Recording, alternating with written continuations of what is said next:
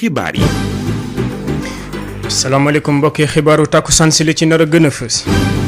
bokk na ci li ci nar a gën a fës bésu tey ji ñu jagleel lépp lu jëm ci wàllu po xeex lii di gor ak ger ak it la nga xamante ne moom moo jëm ci wàllu po wuruj loole niki fukki fan ak benn ci weeru sulet lañ ko am loolee nag day tax ñu xool ana nes la ñu def ba daal di fexe xeex bi nga xamante ne daal di nañ ko sumb ci fànn boobu le rawatina ci dendu Afrique ak réew yu ko wër ñu daal di xool bokk xalaat xool ana nes la ñu def ba daal di andi doxalin bu jaar ci yoon ngir rek daal di andi saafara ci loolee dinañ ci ñëw ci yaatalu xibaar yi wàccaayu tabaski bi foofee ca Thiès ñaar fukki fan na des ci la nga xamante ne moom mooy bés bile gis nañ ne nag xar yi matagul nu mu ware te it la nga xamante ne moom mooy jëndkat yi foofee gisaguñ nañ ca jaax yi ba tax rek ñu daal di ci àddu ci yaatalu xibaar yi dinañ ci ñëw foofee bañ ca noppee dem ca département bu Mbour foofu itam gis nañ ne lu toll ci juróom fukki junni xar lañ fa daal di soxla wante fi mu ne nii ba léegi gisaguñu xar ya nga xamante ne moom moo fay war ba tax njëg li gën a néew foofee li nga xamante ne moom mooy fukki junni ak juróom ñett moom moo fa gën a néew ci njëgub xar loole dinañ ci ñëw ci yaatalu xibaar yi liggéeykat yi ak délégué ya nga xamante ne ñu leen nekk foofee ca Grand Moulin te ñu daal di leen a dàq tax na rek intersyndical CNTS UNSAS daal di sàkku ñu dugalaat leen la nga xamante ne moom moo jëm ci seen wàllu bërëbu liggéeykaay ci ak it condition ya nga xam te jaarale wuñ ko ci benn sas ci juróomi liggéeykat yooyu jàpp nañ ne nag loolee faw ñu daal di def la nga xamante ne moom mooy préavis de grève fi lekk ay fan daal di ci am taxawaayu métit lu loole dinañ ci ñëw ci yaatalu xibaar yi bésu tey jii ci mbas bi lim ba fa ruuse ak it la nga xamante ne moom mooy gàllankoor yu mu daal di jur li ne mel biñ ci boole yeneen xeetu xibaar wax sa xalaat tey kan tënku leen ci ponk lu ñuy sàkku rek mooy ne rafet ngeen bañ fi fay wala boog ngeen leble fi bor Pape Abdoulaye Dieye moo féete ci xarale bi.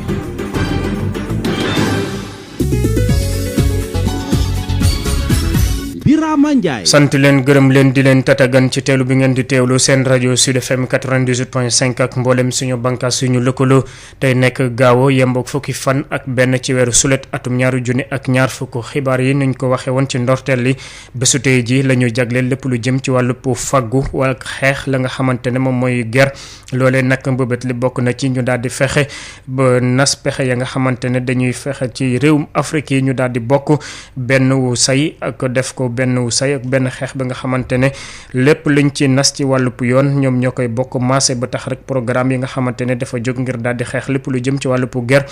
ñu daal di ko doxal ci fànn boobule Sénégal nag gis nañu donte ne sax daal di nañ fi taxawal ay organes ya nga xamante ne dañuy xeex loolee gis nañ ne nag indice de perception bi ba léegi dafa tagga témbe fu mu nekkoon ñetti at a ngi nii ba léegi Sénégal demut dikkut moo ngi ci zone rouge ba tax rek ña nga xamante ne seen xam-xam da ci màcc ñu daal di ci yëngu kenn fa ñoom di Abdoul Maliki Bousso bokk ci bureau exécutif forum civil ñu teewlu ko Adja Ndeye Marème Ndiaye. Sénégal naam yàgg na yëngatu ci xeex ger forum civil tamit dafa nekk ci ñi koy ñu xamee organisation ràññee ko ci xeex ger te bi ñuy fàttali président de la république bu yees bi monsieur Macky Sall bi mu toogee ci xilaafa yi du 3 avril 2012 am na lu mu waxoon ci réew mi dafa newoon yorinu réew mi daf ko bugg a teg ci yorin bu rafet bu mucc ayib ba nga xamante ne li ñu fiy liggéey te mu war a dem ci askan bi dañ koy tabaxee ci anam defee ko ci anam yu rafet mooy lu muy waxee une gestion transparente et responsable des affaires publiques noonu la ko waxee woon te loolu commencé woon na ci joxe ay firnde parce que def na lu mel na OFNAC nga xamante ne mooy saytu ger code de transparence finance publique bi nga xamante ni UEMOA moo ko tëggoon dugal na ko ci réew mi à travers une loi réactivé na CREI yi mooy bi nga xamante ne tribunal buy saytu yorin bu ñaaw bi nga xamante ne mënoon nañ ko yoree mbiru réew mi Cour des comptes réformé na ko ba loolu indil ñu li ñuy wax ay poñ yu baax ci benn indice international bu ñuy wax indice de perception de la corruption mooy naka lay nit ñi di sentir corruption ci ab réew loolu nag am na loo xamante ne am na lu ñu juruloon mais xool nañ ñetti at yi weesu Sénégal dafa tàggatémbe doxul dikkul ñu ngi yem fi ñu yemoon 45 points loolu nag lu ko indil mooy que laloon avancé yooyu dañ ci dellu ginnaaw taxaw ci track bi naxasaayal justice bi ba nga xamante ne ci perception nit ñi dafa mel ne suñu justice dafa taxawee kumba am ndey kumba amul baay. di kàddu Abdoul Maliki Bousso. ñu àddu ci beneen mbir bokk na ci wàccaayu tabaski bi atum 2020 la nga xamante ne moom moo jëm ci wàllu xar yi ñaar fukki fan kese des foofee ca Thiès gis nañ ne ni itam xar yooyee manqué na fam wala boog ñëwaguñu nu mu waree ba tax rek fi mu ne nii point de vente yi nga xamante ne nag daal dinañ ko samp ay benn xar lañ fay gis jafe-jafe yi nag bokk na ci ñàkkum ndox ak it la nga xamante ne moom moo jëm ci wàllu kaaraange rawatina ci jamonoy mbas mile Thiès Babacar Ndaw. fi la ñetti ay bés tabaski 2020 ñu war ko amal ci jamono mbasu Covid 19 tax nag sàmmkat yi seen bopp jàpp nañ ne loolu de dina si indi jeexital ne li leen si gën a sax a jaaxal jamono ji matuwaay yi moom jëleguñ ko fii si Thiès ñetti bërëbu jaayukaay yi muy champ de course mu sante wala saam benn matuwaay la ñu jëleguñ du ndox du courant du setal bërëb bi Alassane Codé-Niane moom la ñu toftal si njiitalu daral bu champ de course. kar yi commencé nañu ñëw ci sécurité bi dañu bëgg ñu jàppal ñu ci alkaat yi doy ñu bëgg ñu jàppal ñu courant bu gaaw ñëw ndox benn robinet lañu yor pour daral bi yëpp benn robinet wuruñ koy nga jënd saret bari ko 700 wala 800 da koy jënd bidon fukk dërëm la cher na kat. bu dee région bu Thiès ren ñu ngi xaar ñett téeméeri junni yëpp xar ne jàpp nañ ne daralub sewxaay ak tubatul am na si solo lool madame Ba Awa Sarr mooy chef bu service départemental bu élevage bu Thiès. waaw département de Thiès ñu ngi xaar environ 100 000 téeméeri junni ñu respecté mesures barrières yi nañuy raxasu nañuy porter masque nañuy éviter dajaloo beeg tàncaloo bi nañ fexe mu bañ a am ren ñu respecté la distance bi war entre deux personnes suñ ko defee daal góorgóorlu ci bu baax yaakaar nañ daañ def nañ daan tabaskee te jàmm am rek donc loolu la ñuy ñaan daal sunu mbokk éleveurs yi. jaaykatu xar yi lu si bare di joxoon ñi nga xam ne ñooy mairie yi nan leen waroon toppatooye mu des si jamono joo xamante ne ren nawet lay tombeel. lu ñu jaaxal yëpp nag démb maire SO bu yónni foofu délégation di natt ay place bëgg a fayoo loolu mosuñu ko gis mosuñu ko nangu. leneen li nga xamante ne jàpp nañ ne jamono neexul ba tax na képp ko mën a jël dañ ne la na nga teel a jënd sa xar day fekk nag nga yor ko ne njëg yi moom jamono ji jafe na lool. kar yi ñëw am na foofu kar 125 am na kar 60. Babacar Ndaw Thiès Sud FM. ca booba jamono ci département ba foofee ca Mbour gis nañu itam ñoom lu toll ci juróom fukki junni xar lañu daal di soxla wante ba ndege si gisaguñu xar yi nu mu ware gis nañu itam njëg la fa gën a tuut moo ngi toll ci fukki junni ak juróom-ñett.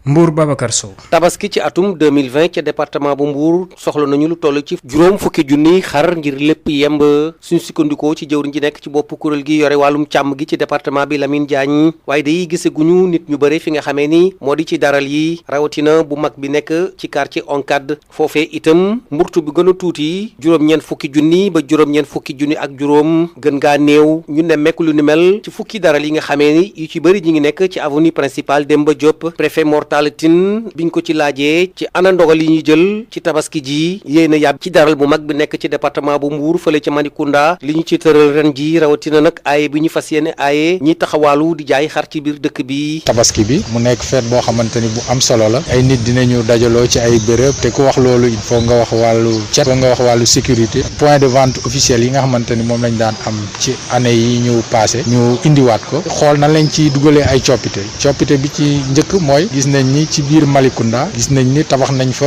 benn daral bu mucc ayib mais ba tey jii ni daral boobu daanaka occupé guñ ko comme niñ ko war a occupé et au même moment gis nañ ni ci daralu Mbour bi fi pegg ak tëli bi nit ñi dañ fay ñëw teg fa jur gi ba nga xamante ni oto yi dinañ am ay jafe-jafe pour mën a dem ak dikk moo tax il faut que ñu xool nan la ñuy indee ay coppite daralu Malikunda xool nan la ñuy def ba li ñuy soxla mën ko am muy jaay lekk jaay ay boutique ay nit fu ñu dajee aussi il faut que yooyu mën ci am solo. Mbour département la bu nga xamee ni itam Stéphane Kay ragal nañu lool dunduk jur gi manqué waaye préfet bi mi ngi dalal seen xel mortalatin mooy li jëm ci wàllu li jur gi war a jëfandikoo parce que comme niñ ko xamee fii tawagul taw boo xamante ni dina tax ñax mën a am ci àll bi ba tax na jur gi pour ñu nekk ci situation bu baax foo ko ñu am lu ñu lekk comme ni ko yeneen département yi amee gis nañ ni fii am na xaalis boo xamante ni éleveurs yi ñoo ko moom te jàpp nañ ni loolu war na mën a jariñ mën cee jël dugalaat ko ci biir aliment de bétail jagleel ko éleveurs yi. Babacar Sow dañ ci jokkoo kenn fii ci Mbour pour Sud FM. Babacar Sow ginnaaw bi ñu fa bàyyeekoo ñëw fii ci Ndakaaru gis nañ ne itam ay liggéeykat ak ay délégué yu Grand Moulin bu Ndakaaru toll ci juróom dañ leen fa dàqoon ci jamonoy mbas mi li intersyndical CNTS UNSAS moom nag moo ngi sàkku ñu delluwaat leen yooyee juróomi liggéeykat ci seen bërëbu liggéeykaay nu mu gën a gaawe te bañ cee teg benn wu sas loolu nag dàquñ ne dinañ am ab grève ci fan yi ñu jëm ak sitin dem sax ba daal di tàggatémbe lépp lu jëm ci wàllu wàllub liggéeyu kër googee Lamine Fall moo nekk secrétaire général adjoint bu CNTS ñu teewlu ko Diandey Marème Ndiaye. mais licenciement bi waxul motif yi mu wax mooy liggéeykat yi dañu dugg ci benn groupe WhatsApp boo xam ne délégué yi ñoo ko créé groupe WhatsApp bi ñu wax ci seen xalaat ci situation kër gi ci ñoom seen i problème muy seen i revendication mu daxale loolu rek la du la naan léegi nag droit d'expression yéen ay journalistes ngeen am na le droit d'expression est sacré moom la leen di tere donc délégué yi comme il faut mu demander autorisation inspecteur bi bañ na inspecteur bi mu bañee mu leen dàq réintégré na leen parce que bu leen réintégré yoon day daal ci kawam 8 délégués dal nañ ci biir kër gi léegi 5 travailleurs yi nga xam ne bii amuñoon protection bi délégué yi am dàq na leen malgré l'ordonnance de monsieur le président de la République parce que ni ngeen ko xamee au début de la Covid président bi dafa dem ordonnance le 8 avril 2020 donc pour dire que période bi bu ci kenn dàq nit koo xam ne deful faute. loolu bi mu amee ba léegi nag daf leen dàq ci biti fexe nañu dem nañu au conseil dialogue social pour ñu woo ko waxtaan ak moom nanguwul ñëw na mais nee na moom daal mënul dellu gannaaw dàq na leen léegi nag ñun li ñu gis mooy à partir tey jii nga xam ne def nañu communication bi ci presse bi daañu def sitting ci buntu kër gi semaine prochaine bu ñu ca jógee déposer préavis ci taabalu ministre bi pour que Grand Moulin dellu gannaaw wala ñu tëj kër gi parce que mën nañu ko liggéeykat yi mën nañu ko ànd nañu bokk nañu ndey bokk nañu bàyyi donc suñu taxawee kër gi dina taxaw. kër gi dina taxaw ci mbas moom mais naka la ñuy àddu ni ki démb amut kenn ka nga xamante ne ñàkk na bakkanam ci mbas mi loole la ñu daal di nemmeeku ni ki bésu tey ji wante nag lu toll ci téeméer ak fanweer ak ñaar ñoom ñoo ko amee bees ci juróom-ñaari téeméeri test ak juróom-ñeent fukk ya nga xamante ne jot nañ ko cee def ñeent fukk ak benn doon ya nga xamante ne kenn ci ñoom xamut fan la jële boobee feebar ci lim moo ngi toll ci juróom-ñetti junni ak fukk ak ñeent ya nga xamante ne daal nañ ko am téeméer ak ñeent fukk ak juróom daal di ñàkk ci seen bakkan ba mbas mi duggee ci réew mi jàpp bésu tey ji leeraay yi ñu ànd ci ak docteur Mamadou Ndiaye. ci juróom-ñaari téeméer ak juróom-ñeent fukk test yi ñu jot a def fanweer ak ñaar ñoo ci positif ci positif yooyu juróom-ñeent fukk ak benn moo ciy cas contact mooy ñi nga xam ne ñoo jaxasoo ñu yore feebar bi te dañoo jaxasoo woon ak ñi am doomu jàngoro ji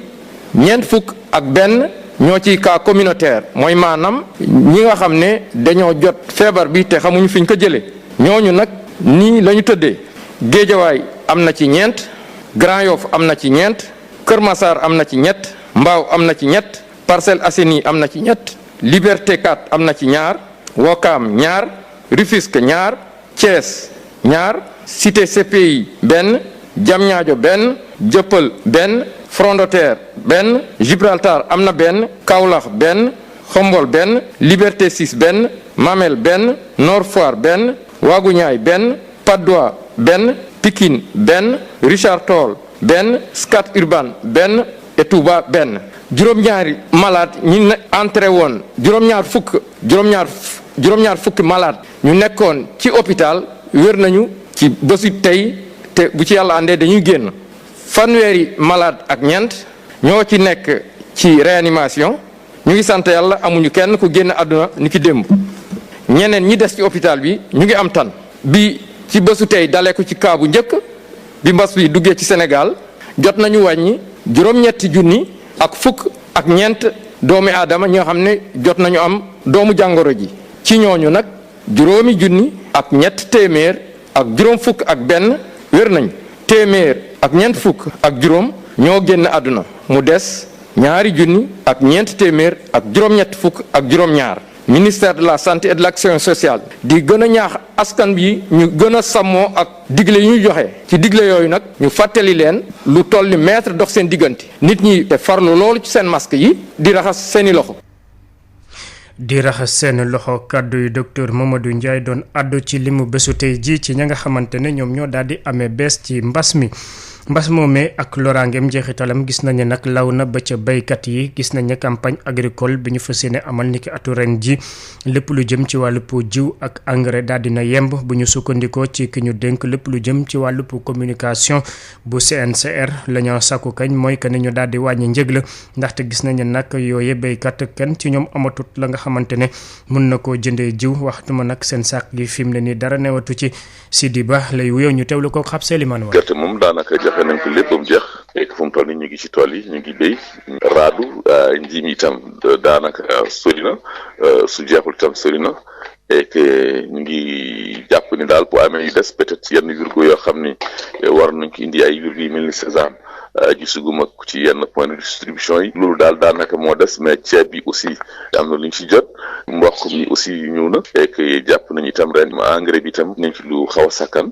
et que ñu ngi doon ñaan aussi nguur gi nu ñu indee engrais chimique bi itam nañ ko faratal indee ko engrais biologique parce que am na ñoo xam ne ñu ngi inscrit dans la dynamique de produire xeetu engrais boobu ngir ñoom it ñu gis seen bopp ci yëf yi waaye nag ñooñu suñu engrais bu mel noonu loo xam ne lii du chimique matériel bi itam neewoon nañ dinañ ko indi mais mun nañu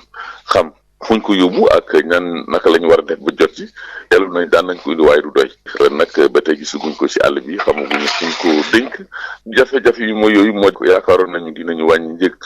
ci wi yaakaar nañ dañu wàññi njëgu engrais yi à cause de Covid 2019 mais wàññi ci dara et que li ñu ko doon jaay lañ koy doon jaayee et que ñun béykat yi am nañ ci ay jafe-jafe yu métti surtout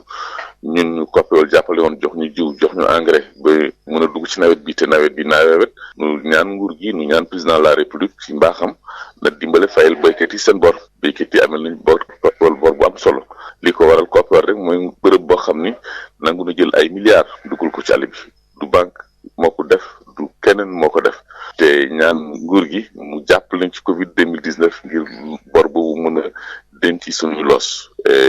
loolu daal mooy tawat bu gën a fës ci béykat yi ci li ñuy wax ak li ñuy tawat ci jamono yi bor boobu nañ leen ci dimbale ba mu mën a dañ. ba mu mën a dañ di Sidi Ba doon addu ci turu CNCS wàccaayu nawet bi ak it la nga xamante ne moom moo jëm ci wàllub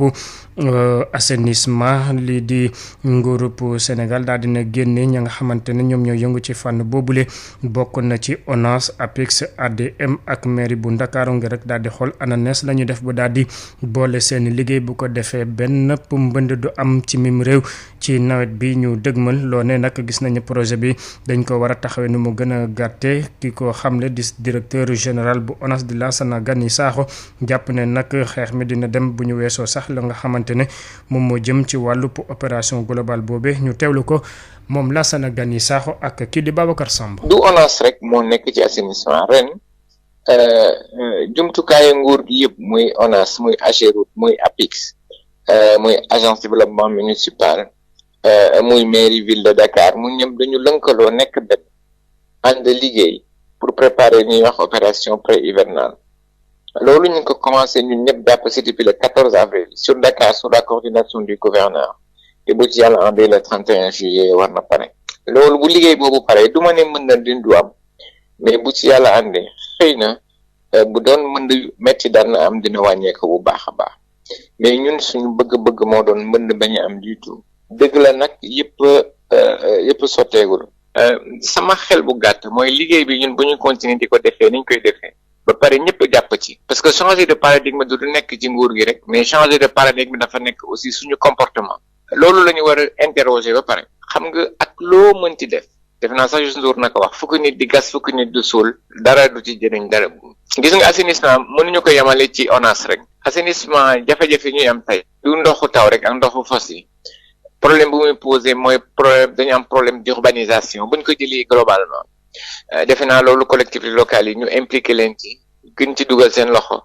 ñu gën a waxtaan ak ministère concerné yi xëy na lu bëri dina fi jógee. Sud FM ganu bés bi. ganu bés bi di Abdoul Malick Bousso nekk ci bureau exécutif bu forum civil muy àddu ci bésu tey ji nga xamante ne Afrique wërngal këpp la ñu jagle lépp lu jëm ci wàllu xeexu guerre ñu teewlu ko ak Adja Ndeye Marème Ndiaye. ñu ngi yàgg Abdoul Malick Bousso yow bokk nga ci bureau exécutif bu forum civil tey ji bés boo xam ne dañu ko jagleel réew yu bokk fii ci biir Afrique di xeex ak tamit moytandiku lépp lu jublu ci wàllu guerre ñu bëggoon xam fii ci biir Sénégal lan mooy suñu tolluwaay ci wàllu xeex boobu. tey le 11 juillet ni ñu ko waxee mooy journée africaine de prévention et de lutte contre la corruption Sénégal naam yàgg na yëngatu ci xeex guerre forum civil tamit dafa nekk ci ñi koy ñu xamee organisation ràññee ko ci xeex guerre te bi ñuy fàttali président de la république bu yees bi monsieur Macky Sall bi mu toogee ci xilaafa yi du 3 avril 2012 am na lu mu waxoon ci réew mi dafa newoon yorinu réew mi daf ko bugg a teg ci yorin bu rafet bu mucc ayib ba nga xamante ne liñ fiy liggéey te mu war a dem ci askan bi dañ koy tabaxee ci anam defee ko ci anam yu rafet mooy lu muy waxee une gestion transparente et responsable des affaires publiques noonu la ko waxee woon te loolu commencé woon na ci joxe ay firnde parce que def na lu mel na OFNAC nga xamante ne mooy saytu ger code de transparence finance publique bi nga xamante ni UEMOA moo ko tëggoon dugal na ko ci réew mi à travers une loi réactiver na CREI yi mooy bi nga xamante ni tribunal buy saytu yorin bu ñaaw bi nga xamante ne mënoon nañ ko yoree mbiru réew mi Cour des comptes réformé na ko ba loolu indil ñu li ñuy wax ay poñ yu baax ci benn indice international bu ñuy wax indice de perception de la corruption mooy naka lay nit ñi di sentir corruption ci ab réew loolu nag am na loo xamante ne am na lu ñu juruloon mais xool nañ ñetti at yi weesu Sénégal dafa tàggatémbe doxul dikkul ñu ngi yem fi ñu yemoon 45 points loolu nag lu ko indil mooy que li laloon avancé yooyu dañ ci dellu ginnaaw taxaw ci track bi naxasaayal justice bi ba nga xamante ne ci perception nit ñi dafa mel ne suñu justice dafa taxawee kumba ndey am ndey kumba amul baay donc loolu dafay gàllankoor ñi nga xamante ne moo war a jëmale gouvernance ci kanam. léegi ci matuwaay yooyu nga xam ne sax gouvernement bi teg na ko fii ngir xeex ci ni mu waree wàllu corruption am na yoo ci lim te teg nga ci di wax ne tamit ñetti at ngi nii ñu gis ne nit ñi daal gëmatuñu ne xeex bi mi ngi gën a tar ndax fi mu nekk ni loolu volonté politique la wala bokk kuréel yi ñu fi teg ñoom ñoo doxul ni mu waroon doxee. am nga kuréel bu ne am na lu koy doxal xëy na bi ñuy doxee am na lu ci manqué ñu war ko mottali volonté politique bi tamit dafa xaw a paan dafa sooxe fokk ñu pousse ko pour mu tàkk. dañu yaakaar ne gouvernement bi dafa war a jublu ci ay mbir yoo xamante ne yaakaar nañ bu ci taxawee yàlla dina ci def léegi li ñu soxla ci bonne gouvernance ñu am ko mooy convention bi Union africaine tëggoon di xeex ger ñu koy jëfee ni ñu ko waxee te mu jublu tamit ci li ñuy wax ratification charte africaine bi nga xamante ne moom la Union africaine tëggoon jagleel ko démocratie élection ak bonne gouvernance te ñu tëggoon ko depuis 2007 ba léegi Sénégal ratifié wu ko ñu ne aussi am na loo xamante ne ñi nga xamante ñooy ndawu nguur gi ñuy wax fonction publique dafa am code général d'éthique et de déontologie bi ñu leen jagleel jot nañu finaliser ko adopté ko CREI bi nga xamante ne am na lu ñu laab-laabee ne xëy na am na fu mu yem dañu yaakaar ne jot na ñu transformer ko en une cour de répression des infractions économiques et financières gën ko dooleel gën ko jëmmal ba nga xamante ne buy àtte boobu kenn du ci am looy yëy yàbbi tamit war nañu jublu ci ni ñuy financer parti politique yi ak campagne électorale yi mooy fexe ba nga xamante ne nit ñi yëngu ci politique bi ger mun leen sore wala mu ger leen bañ a yomb tamit Sénégal dafa war a jublu ci adopter définitivement benn loi sur l'accès à l'information bi nga xamante ne citoyen bu ne di nga am sañ-sañ am ay information ci yorinu réew mi ak ci xibaar yu munti doon nga xamante ne boo ko jotee di nga xam ci lan ngay ne ci lan ngay yëngu ci ban réew nga ne ak ban xeetu taxawaay nga ci war a am. léegi ñu gis nag ne ci jamono ju ñu nekk nii ak mbas bi di Covid 19 économie yu réew yu bëri dafa nërmelu suñu bos tamit ci li ni mel la nekkee ndax tey jii am na plan de relance boo xam ne war nañ ci mën a sukkandiku ngir war a mën a taxawalaat suñu économie. jërëjëf plan de relance moom mënut a ñàkk. xam nga réew moom bu demee ba nërmalu mbas mi daanu ci àddina bi ci anam ni mu ko daanoo laal réew yi nga xamante ni ñooñu ëpp doole ba ñooñu di fagaru ñun tamit war nañu dellu fagaru mais bi mu dalee suñu kaw am na lu ñu taxawee président de la république am na ci lu mu ñu woowoon nañu dajale suñu doole ak suñu xel ak suñu xalaat pour xeex mbas mi am na alal bu takku buñ ci dugaloon war nañu saytu nu mu demee ba xam est-ce que dugg na fu mu war a dugg est-ce que jaar na fu mu war a jaar est-ce que yegg na fi mu waroon yegg beneen bi mooy bu ñu génnee ci loolu naka la ñuy relancer suñu économie yaakaar nañ ne plan de relance boobu war na au moins tabaxu ci tabax souveraineté économique ci réew mi ñu xool ne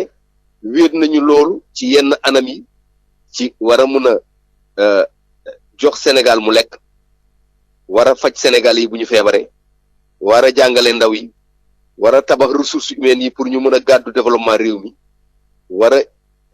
a investir ci ay programme ak ay projets yoo xamante ne mun na suqali réew mi mun na suqali doomi réew mi yooyu ñoo war a nekk au nœud de ce plan de relance xëy na ci jëmm jamono buñ ci wootee ndaje dinañ kàngaamu forum yuy liggéey ci question économique yi dinañ indi ay propositions yu leeral ci mbir moomu. Abdoul Malick Bousso ñu ngi lay sant di la gërëm ñu fàttali ne yow ci bureau exécutif bu Forum Civil nga bokk.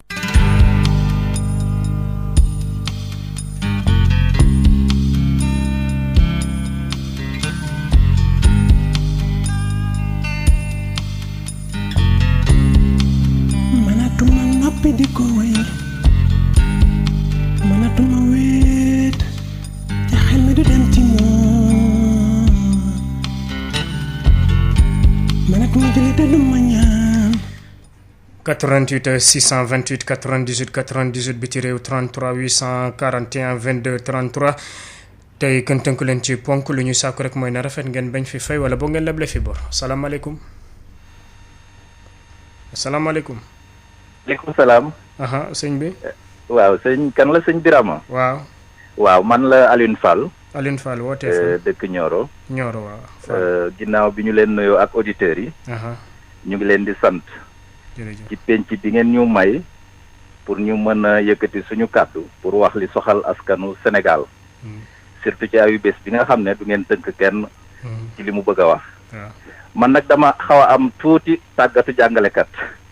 moo tax ma gëm ne tëkkale ay jëf dina dëgëral jongante. moo tax ci samay kàddu may tibb fii di tëbb fële pour méngale. semaine bi nag comme niñ ko xamee mbiru suuf bëriwaat na lool ci réew mi. waaye su nekkee ci yenn côté yi nag gis nañ fa benn xëccoo bu tar waa Notto Diobass moom yàlla musal na leen ci coow li ñuy dégg ci Ndingler ndax ginnaaw bi nga xamante ne am na ko fa dem bëgg faa dugal ay njublag monsieur le maire Alioune Sarr di ministre du tourisme ci xarañteefam moom dafa jël suuf si delloo ko askan bi ne leen dëkk leen ci bay leen ci càmm leen ci ndax xam ne ne loolu mooy dëgëral koomu réew. beneen bi mooy Birama le 15 incha allah dañ jëm ci mbir mu am solo muy ubbite aéroportu Sénégal bi. ma bëggoon ci profito sant le président de la République waaye ñaax sénégalais yi aussi pour ñu dëppoo ak tegtal ak ndigal yi nga xam ne waa kër docteur yi ak ñëpp ñuy liggéey ci lu aar wér-gu-yaramu nit ñi digle nañ ko. comme ni ko le ministre du tourisme Alioune Sarr defee moom it ci page Facebook am tey ginnaaw bi mu ñaaxee banqaas yi nga xam ne ñoo lawee ci ministère am pour ni ki démb ñu demoon ci aéroport ba pour saytu xool ndax matuwaay yi yemb na ndax fës na fa pour ñu fexe ba incha allah ubbite aéroport bi du amal benn gàllankoor askanu Sénégal jërëjëf. jërëjëf Alioune Fall woote foofee ca Nioro ñu daal di jël keneen ci 88 628 98 98 asalaamaaleykum. asalaamaaleykum. kooku yegsiwul moo ngi ci leneen ñu daal di jël keneen ci 88 lay doon 628 98 98 asalaamaaleykum. maaleykum salaam. Birama. waaw. ñoo ngi lay nuyu waa di la siyaare di nuyu waa Sénégal yëpp. ñëpp ñaanal jàmm ak salaam ak xéwal. ñëpp a ngi lay fay. ok man de bi nga njëkk a wax mooy affaire situation mbas mi comme ça ni mu demee. daal li nga xam ne lii moom lañu war a jëkk a def maanaam Sénégal bu doonu sayu kii la ku ñu ne dañ ko war a tas takkaat defaraat ko. defaraat ko. commencé ca ñetti kaw ba ci ñi ci suuf. rawatina affaire ñi liggéey ci état ak ministère yeeg député yeeg ñëpp ñu changé lépp daal ak lu avec yëpp ñu teg ko ci yoon seen solde yi ñu wàññiku di jël loo xam ne maanaam benn ministère wala benn député dootu paase benn million wala lu ko yees bu ko defee ñëpp yem ku bëgg jël ku bëggul bàyyi sa morom jël waaye jël ay xaalis ñi di fayeeku ay millions yu bëri ñi amuñu dara ñi réew mi fi mu tollu actuellement dafa laaj takkaat ko parce que président su fekkoon te assises nationales yi tey ba mu ñëwee moom la jëloon teg ko mais mi ngi nii kat yéen a ko sàkk woon mi ngi nii lépp lu assises yi wax moom la ñuy doxal lu mu tere moom dañ koy bàyyi bu ko defee mu bañee jee dugal politicien looy intérêt mu luy intérêt na xoolal intérêt nit ñi réew mi mais coow li changement yu bëri yi lépp am nañ loo xam ne lii buñ ko tegoon mu assises yi teg ko te siiwal ko doxal ko kon incha allahu taala dinañ ci génn waaw waaye actuellement fi mu nekk nii réew mi ni mu demee alal ji li fi nekk ci néew am na ñoo xam ne yëguñu la am na ñoo xam ne ñi ñoom la yàlla xam doy na te loolu yëpp ñàkk organisation mu koy def bon bu dee ci affaire mbas mi aussi nit ñi dañoo war a respecté kii amul benn réew nañu xool ci réew yi nga xam ne situation yu tor la ñu nekkoon mais yàlla def li ñu génn ci nañ doxale ko rawatina fii ñu nekk ñun waaw. jërëjëf ñu daal di ko sant ko gërëm ko jël keneen ku nekk ci ligne bi ci 88 lay doon 628 98 98 asalaamaaleykum. asalaamaaleykum. allo. asalaamaaleykum. waaleykum salaam. sëñ bi. Almahdi Kaolack. Almahdi waaw. yow la ñuy teewlu ñaari mbir. waaw. premièrement bu ñu waxantee dëgg Moustapha Cissé Lo. agam yi muy défendre contre ñi mu jotel donc moo yàq waxam. à part loolu mbiru scandale bi mu saam penc bi. warugal la justice ubbi ci enquête. notamment sur la main basse sur les semences, sur la surfacturation sur le terre, sur la surfacturation dans la réception du building administratif. Comme nul n'est au-dessus de la loi, te vice-président Assemblée nationale ci yoon lu bëri ump ko ci ñaaw teg yu am doxalinu réew mi nguur gi yore waruñ jàppe caaxaan boo tii fi el pistolero suli ba tax na lu toll ni député jot 40 tonnes ci gerte ñu jaaru yoon par exemple buñ ko tuumaal ci intérêt askan bi yëpp warugal la justice leeral ko. Deuxièmement, étudiant bi wut xam-xam bu mu jëriñee askan bi ëllëg du taal du lakk du yàq alalu askan bi kon étudiant yi génnee leen ci seen bépp sago xeex li ñu tudde taal lakk mbaa yàq alalu askan bi ça c'est de l'idiotie. Et se refuser à toute volonté manifeste de nuisance à l'encontre de la société est une obligation à remplir par tout citoyen sans restriction. Ensuite, il n'est pas normal qu'une nation à majorité composée d'hommes et femmes se réclamant de la foi en Dieu l'Éternel ne cesse de végéter dans la médiocrité dans sa volonté d'extraire le pays du sous-développement. Et vous êtes l'avenir de cette nation. Nous ne sommes pour notre part que rappeleurs et non point dominateurs sur qui que ce soit à la volonté de Dieu. Donc à bon entendeur, salut. jërëjëf Almahdi woote foofee ca Kaolack ñu jël keneen ci 88 lay doon 628 98 98 asalaamaaleykum. allo. allo. allo salaamaaleykum. allo. asalaamaaleykum. allo. sëñ bi. bravo na def. sant bu baax alhamdulilah. ja. yaa ngi jàmm. ñoo ngi sant alhamdulilah. dafa laa déggul de. li ngay wax déggu ma ko. waaye maa ngi lay dégg de. da ngay tey. ñoo ngi sant alhamdulilah ayca. ma dëppa doole maa ngi lay siyaare ba. ñoo ngi delloo ziar waa. gannaaw bu ma siyaaree sama ñett saa si foofu di ñaan gudd fan ak rek xeewal. doon wax ci coowul suuf li fan yi rek coow li bari na. Babacar Ngom andi Babacar Ngom. wax nga suuf moom ñi ko am ñëpp ñi ko mérito rek ñoo ko war a yor ñoom lañ ko jox. Babacar Ngom suuf jëlalu ko boppam ko jox kon loolu lañ leen war a xam de. te daanaka suuf yi ngay dégg yëpp famille ñooy toog waxtaan ay seen yëf dañuy dem ba ci biir xalaat ak sonk ñoo ñëw bëgg leen a jaxase ak askan wi daal leen seen suuf seen jël seen nangam li jox xamuñ ci dara koo dégg mu am ci suuf famille baa ko jox mais kenn demul ci àll bi tibb fa suuf kese loolu la ñuy war a xam loolu daal na ko nit ñi bàyyi xel teeg parce que sonko rek mooy jabuli si nit ñi ak gars yi yooyu ànd ak moom di wax suuf soo xam ne si koo xam ne ba mu ko amee léegi ëpp na ñaar fukki at fekk naan suuf saak da koo jël ak nam ko jëlee ak nangam te amatul leer yooyu na ko nit ñi bàyyi. merci beaucoup. jërëjëf Mamor Dia ca Padoa ñu jël keneen ci 88 lay doon 628 98 98 asalaamaaleykum. asalaamaaleykum. kooku qualité sonore bi baaxul ñu jël keneen ci ligne bi asalaamaaleykum. waaleykum salaam. sëñ bi noo tudd fooy woote. maa ngi tudd Ousmane Ngom. di wootee fan dëkk Mbomboy. waaw. Noto Diobass. waaw ma ñëwoon pour wax ci victime SCAC Sénégal di leen wax que ne li leen dal vraiment ñun ñu ngi koy mettitlu comme ni ma ko waxoon ci benn émission. dama ne aussi itam yéen ñi jaru ko di dem ci présidence ak assemblée ñoom su dee dañu am projet nañ ko soumettre conseil municipal de Noto Diobass comme ni ko promoteur yi di defee projet boo xam ne day allier habitat ak entreprise ak respect du cadre de vie su boobaa mais la mairie dina leen convoquer en réunion publique avec le conseil municipal population yi pour que ñu présenter seen projet donc su boobaa aussi li mën a nekk dinañ leen ko wax mais li may fàttali ñu désaffecté 130 hectares yi ci groupe SCAC yi ko une partie à la population ñu am projet de lotissement ba ñu lotissé une première partie am li des ci population bi ñoo xam ne amaguñu kër ñu introduire benn projet boo xam ne day allier comme ni ma ko waxee ci kaw habitat ak entreprise ak respect du cadre de vie waxtaan ci ak monsieur le maire ñu loolu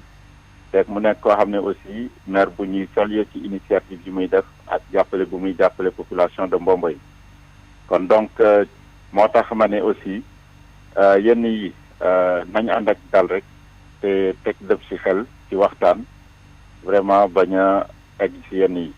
kon donc vraiment ñu ngi naan monsieur le maire sa projet bi nga am pour Mbomboy ñun ànd nañ ci ñu ngi lay ci effort yi ngay def pour que vraiment population Mbomboy ñu moom ñu delloo leen seen suuf donc vraiment loolu laa amoon lu may wax. jërëjëf Ousmane Ngom ca Mbomboy ñu daal di jël keneen ci 88 lay doon 628 98 98 asalaamaaleykum. waaleykum salaam. sëñ bi. Birama. waaw. Ndiaye ñoo ngi lay siyaar bu baax a baax. sant bu baax alhamdulilah Sall. Birama. waaw. tey la bisu bi ñuy xeex ger ñu ne. waaw ñu jiite xeex bi moom xanaa amuñu ay jumtukaay wala ña nga ca. allo yaa ngi may dégg. waaw maa ngi lay dégg waaw. waaw ma ne la ñi koy jiite xeex bi xanaa ñoom amuñu ay ngànnaay wala ña nga ca. ñoom day wax dëgg yàlla dafa mel ni day at mu jot rek ñu ne ña ngi ci danañ def lii waxoon nañ nangam waaye ba léegi day. mel na ne feeñagut ci ñun de. beneen bi ci des.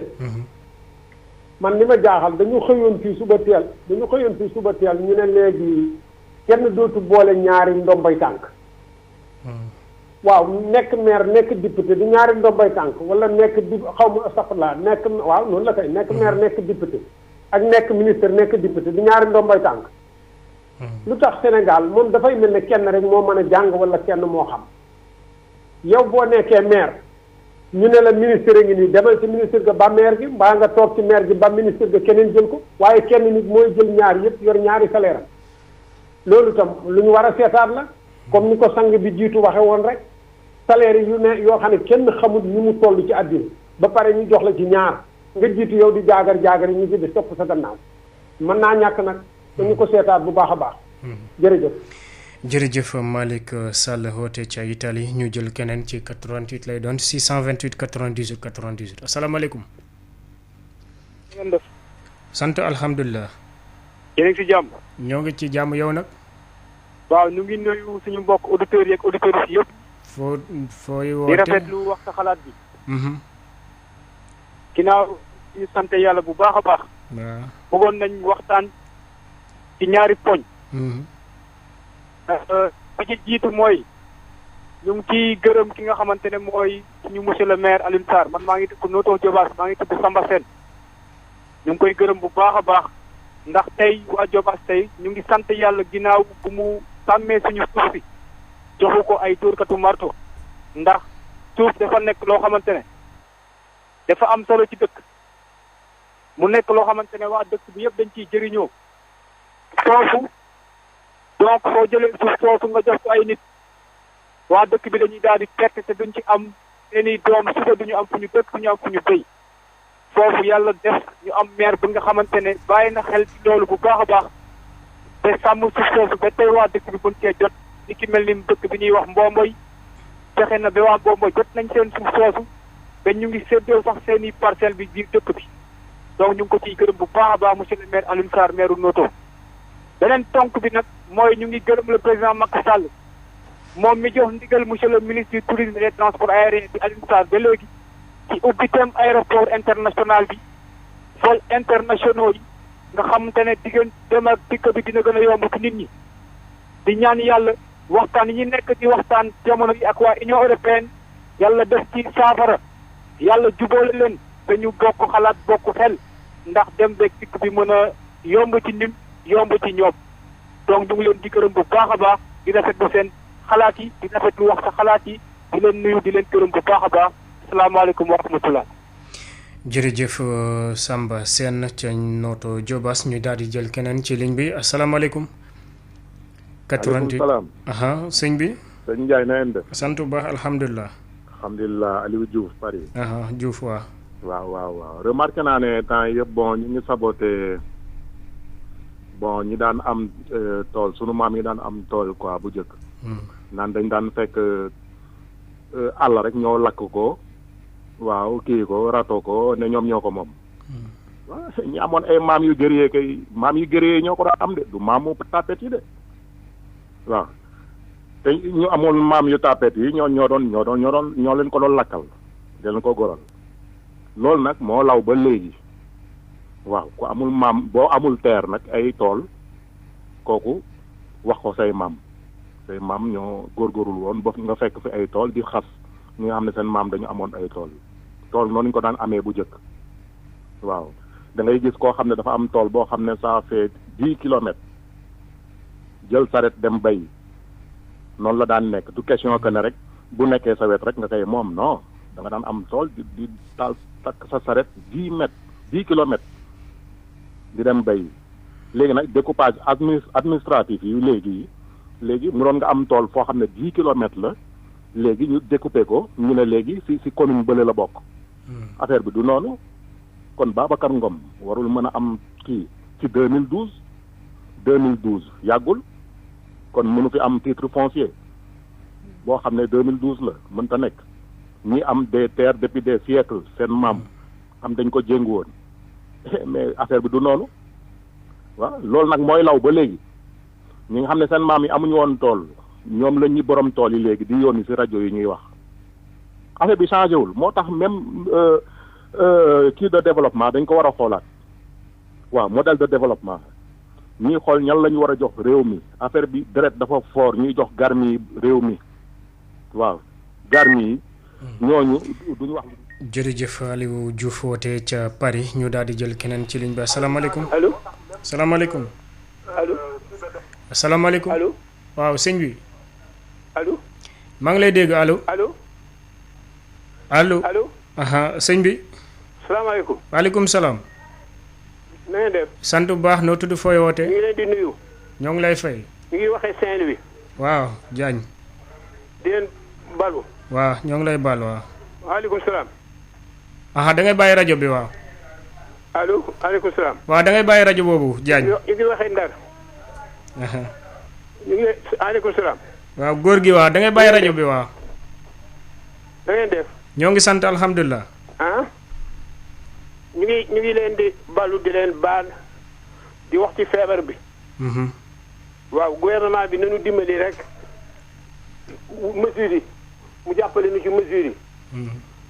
loolu daal la bëggoon mu jàppale nu ci mesures yi sama collègue yi ñu ngi leen di rendre hommage lu nekk ñu ngi koy daj ci pour la santé. lu nekk ñu ngi koy daj. waaw waaye nag comme lu nekk ñu ngi koy daj pour la santé. nos collègues de la santé nanu leen jàppale pour jàppale leen nag nanu jël mesures yi nanu jël décret pour mu obligatoire nit ñi sol masque bu ñuy génn.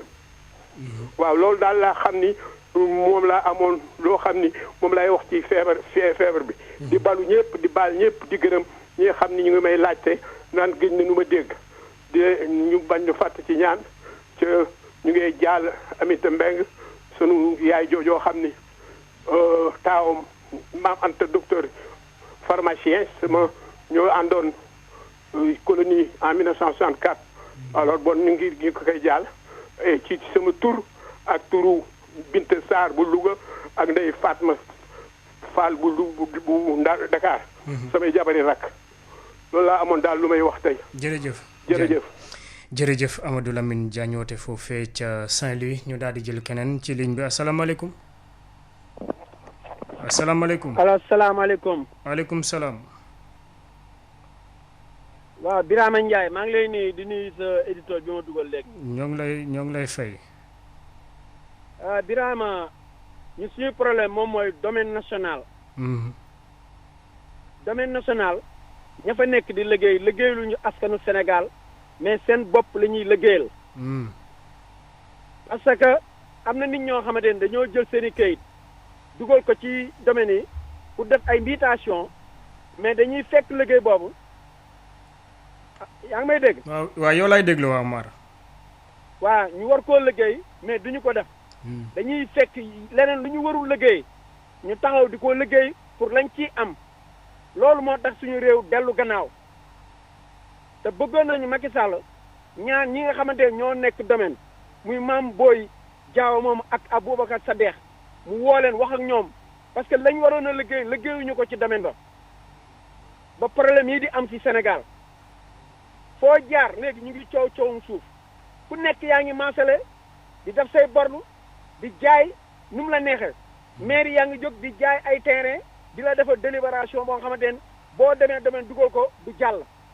loolu nag askanu Sénégal war nañ koo jàng xam ko bu baax sàcc rek alalu réew baaxul réew buñ ko bokkee nañ ko war a teg ñëpp di gis Amérique gi kenn sañu fee jaay suuf kenn kan Sénégal kenn amul droit jaay suuf état yi sax amul droit jaay suuf waxuntuma la Macky Sall ak ñi mu àndal boo gisee seen kër yi ñu tabax ay kër yi 2 milliards 3 milliards vidéo yi di circuler ñu koy gis ci réseaux sociaux yi loolu daf ñoo naqari ñoo xam liggéeyuñu dara ay géwél la ñoon bërki dem fii suñu kanam xam nañ ni mu demee tey ñu bëgg a nekk ay milliardaires pour lan sénégalais nañu taxaw xeexal seen bopp ñun nag mënuñu lu dul wax dénoncer ngeen dégg jéem koo jëmal seen bopp sinon rek ñun ñëpp ëllëg ñooy bokkandoo perte Sénégal ñoo ko moom kenn moomu ko Macky Sall daf fi nekk ëllëg daf fi jóge dem keneen ñëw fi rek one love forever. jërëjëf Mar woote ca Amérique ñu daal di jël keneen ci 88 lay doon 628 98 98 biti réew 33 841 22 33 asalaamaaleykum. waaleykum salaam waaw rajo Ibrahima. waaw kooku. monsieur Ndoye maa ngi lay ziar waay. monsieur Ndoye mbaa yaa ngi ci jàmm. waay maa ngi sant yàlla bu baax a baax. bisimilah bu baax. nuyu Pape Lay. nuyu waa Sud FM yëpp macha allah. jërëjëf. oui. acca bisimilah moom kenn tënkuñu quoi. déedéet. allo. waaw yow la ñuy teelu waa. xanaa nga bañ a wax liñ nga bañ a wax liñ la xeebee rek. booy wax du ma dégg daal. waaw continuer waaw. c'est trop faible. d'accord baax na yaa ngi may dégg. moo kiiwul daal moomul doole. yaa ngi may dégg. mais anyway maa ngi bëggoon wax si kii bi rek affaire championnat Sénégal bi quoi. ma dafa gis ne Teungueth FC dafa nekk en première position depuis jusqu'à la fin amul défaite. bon gars yi jël kii bi championnat bi jox ko Jaraaf. je comprends pas man je sais pas xëy na mën naa juum nag. mais il paraît que noonu la demee te loolu moo dëgg du yoon. vraiment lu toll ni championnat Sénégal ki xam ne moo jiitu depuis le premier à la fin ba affaire bi pandémie bi ñëw bon yow nga jël affaire bi jox ko benn équipe benn Jaraaf. vraiment dëgg du yoon quoi bien que Jaraaf sama équipe la mais loolu dëgg du yoon. mais dañu waroon jox Teungueth comme moo jiitu daal championnat bi dañ ko doon bàyyi mu jël championnat bi parce que amul défaite zéro défaite mais loolu dëgg du yoon. vraiment côté boobu lay wax quoi di wax nag deuxième kii bi mooy affaire toujours rek affaire xam nga Ndingler bi ñuy wax nii vraiment le gars suñu waajooju kii Ngom. suñu Ngom vraiment bu fekkee musulman jullit la na jàpp ci yàlla am na 250 hectares na si jàpp bàyyi yi nga xam ni ay bon ay néew doole lañu bàyyi la seen alal ñooñu am fu ñu mën a xëy mën am fu ñu liggéeyee mais dooy am doole rek di jaay sa doole parce que yor ngay say milliards imposé li ngi sa doole mais gis nga tôt ou tard il va payer lépp looy def si ko àddina fii suñu bon boo alors malheureusement jeex na quoi. waaw jërëjëf idée bi egg na waa jërëjëf monsieur Ndoye ñu daal di jël keneen biti réew 33 841 22 33 88 628 98 98 asalaamaaleykum. asalaamaaleykum. allo. waaw sëñ bi. salaamaaleykum. waaleykum salaam. El Hadj Ibrahima. kooku. ndongo la Cheikh Diop yàbbutul. Diop waa. maa ngi lay nuyu di la ziare. ñoo ngi lay delloo ziar. di nuyu sa technicien. Pape Lay. di wax xam naa ne déggante bi neexul waaye xaalis bi li ci bëreetul. waaye maa ngi wax daal président daal wax bu dëgg yàlla maanaam ñi nga xam ne ànd nañu moom am na ci ñoo xam ne ñu ngi koy liggéey boo xam ne liggéey bu mucc ayib la kon ñu bëgg bare képp koo xam ne jox na wóoru na la ba jox la ndomb ak tànk li nga war a def mooy maanaam nga def sa kam lay kàttalan boo gisee ku mel ne directeur Sonacos bii coole bari woon na waaye gis nga ko léegi jafe-jafe yi wàññi ko na lu bari def na ci lu am solo loolu la ab liggéey man ndax nit buñ la joxee dénk la poste bañ la dénk dana ci liggéey ba ñëpp xam ne ci liggéey ànd ak personnel bi ndax yokk na personnel ba fekk na ko fenn jëlee na ko ba lu mel noonu dañu ne conseil départemental bi mu yor muy Kébémer mu ngi fi liggéey bu am solo kon lu mel noonu la ñu liggéey ànd koog membre bi nga xam ne moom laa ànd na ñoom ñëpp ñu ngi liggéey bu am solo looloo am ci ab liggéey baax na maa ngi lay ziar maa ngi lay bu baax waaw na xaalis moom jeex na tàkk jërëjëf Cheikh Diop Yabatil Diop ñu daal di jël keneen ci 88 lay doon 628 98 98 biti réew 33 841 22 33 asalaamaaleykum. allo. asalaamaaleykum. maaleykum salaam. sëñ bi noo tudd fooy wootee. waaw Brahma man la El Hadj Fallou Ba. El Hadj Fallou waaw Kaolack. waaw di la gërëm bu baax di la sant di wax ne Alioune Sarr day responsable yu bëri war nañ roy ci moom dama gis ne benn yoon lañ ko fi attaqué waaye wax dëgg yàlla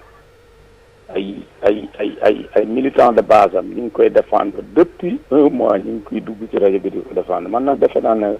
responsable mooy noonu bu ñu attaqué sa leader daf leen di jaral ñu làmb seen poste ku ne xam na ne ñuy woote moom joxu leen xaalis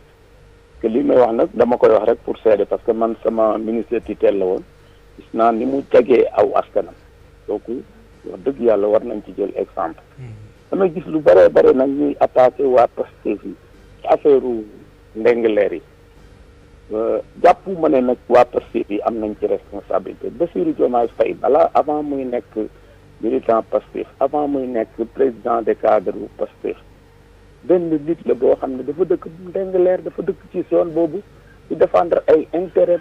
waaye jaboli seen nit ci façon boo xam ne wax dëgg nañuy ragal yàlla nañuy wax te yàlla tax wax dëgg yàlla man de dégguma benn communiqué boo xam ne Pastef fa ko def wax ci mbir mi peut-être ay ña fa dëkk daal ñu ngi ciy wax xëy na ñu bëri nag dañoo xamul boo demee ci yeneen rajo yu bëree bëri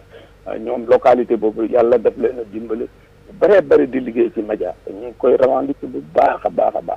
dañu ragal yàlla waaye te xam ne mbirum suuf bu lëjee ñu ko yor rek ñoo ko lëjee suuf ñaar rek la waaw bii forêt classée la bii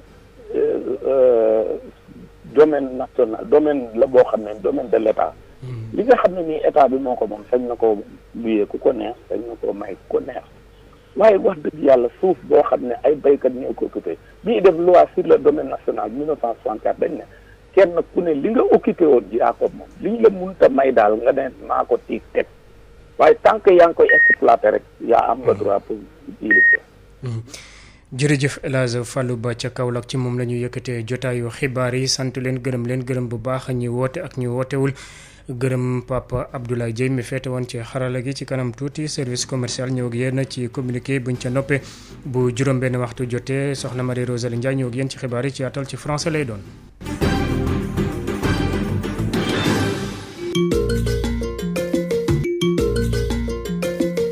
Sud FM, toujours copié, jamais égalé. 98.5, Dakar.